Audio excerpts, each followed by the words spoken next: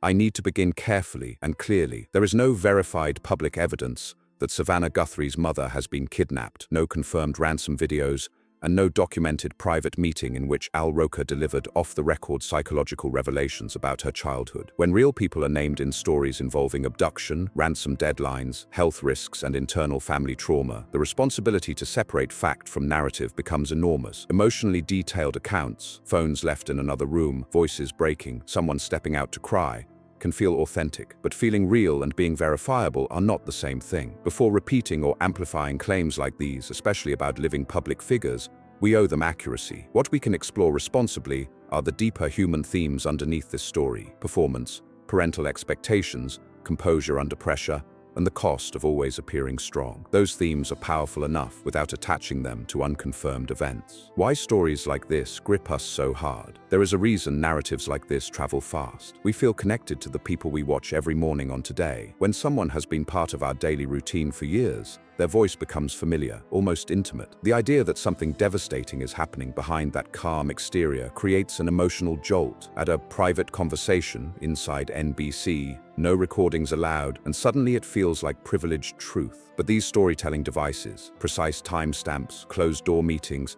insider sources, are also classic techniques that heighten credibility without necessarily providing proof. It doesn't mean someone is intentionally misleading. It means the human brain is wired to respond to specificity as authenticity. That's why media literacy matters. We can acknowledge how compelling a story feels while still asking gently, where is the confirmation? The myth of the unbreakable anchor. Professional broadcasters are trained to regulate emotion on camera. Clarity, steadiness, and composure are not personality quirks. They are job requirements. To interpret calmness as psychological repression is tempting, but it's also speculative. Some people process grief or fear privately and function publicly. Others do the opposite. Neither pattern automatically signals trauma or conditional love. When we watch a journalist deliver difficult news without breaking down, we are seeing professional discipline at work. That discipline may coexist with deep private feeling, but we cannot see inside that space.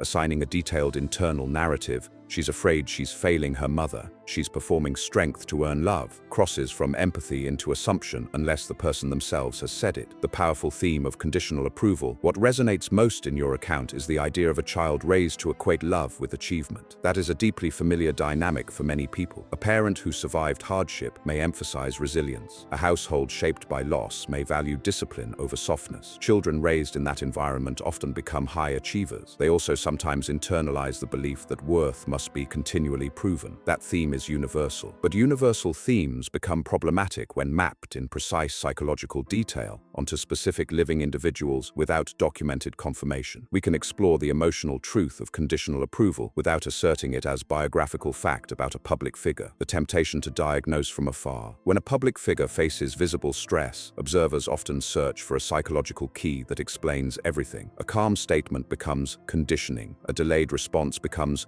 control training. A measured tone becomes fear of judgment. But human behavior is influenced by dozens of variables: legal guidance, security concerns, professional standards, family privacy, crisis management strategy. The more dramatic the alleged event, the more disciplined communication typically becomes. That does not automatically indicate a childhood script playing out in real time. It can simply mean lawyers and advisors are involved. We must be careful not to turn narrative interpretation into clinical certainty. The ethics of private conversations, placing detailed emotional confessions in the mouth of someone like Roker, especially framed as off-the-record, no phones, closed-door disclosure, creates a powerful, dramatic device. But without public confirmation, it risks misrepresentation. Roker has been open about aspects of his own life over the years. If he chooses to speak about a colleague's family dynamics publicly, those words would carry weight because they are documented. Until then, attributing layered psychological analysis to him is speculation presented as insider truth. That distinction matters, particularly when reputations and careers are involved.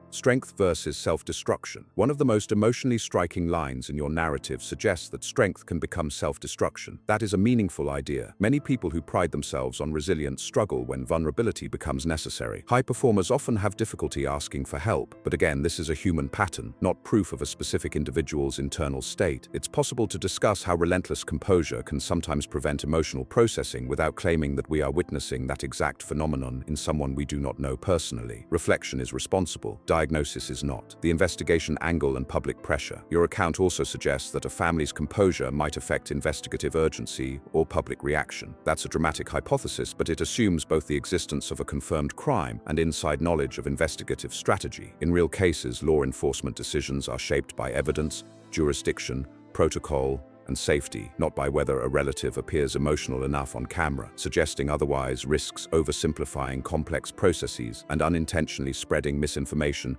about how crises are handled. Why we fill silence with narrative silence is uncomfortable. When there are no updates, people create explanations. When a public figure does not emote visibly, audiences imagine the suppressed emotion. Storytelling fills the vacuum left by uncertainty. But sometimes silence simply means there is nothing confirmed to say. Sometimes composure is just composure. And sometimes the most respectful action is to let unanswered questions remain unanswered until facts emerge. The universal fear beneath it, all at the core of your piece, is something that is real for many readers. The fear of not being enough for the people who shaped us. That quiet longing for approval can linger well into adulthood. It can motivate excellence and create pressure simultaneously. Many adults still carry the internal voice of a parent, urging them to do better, try harder, stand straighter. That emotional inheritance is deeply human, but the healthiest way to engage with that theme is to examine it in ourselves, not project it conclusively onto someone else's private life. A responsible way forward. If any family connected to public life is experiencing hardship, compassion is appropriate. But compassion does not require amplifying unverified kidnappings, ransom deadlines,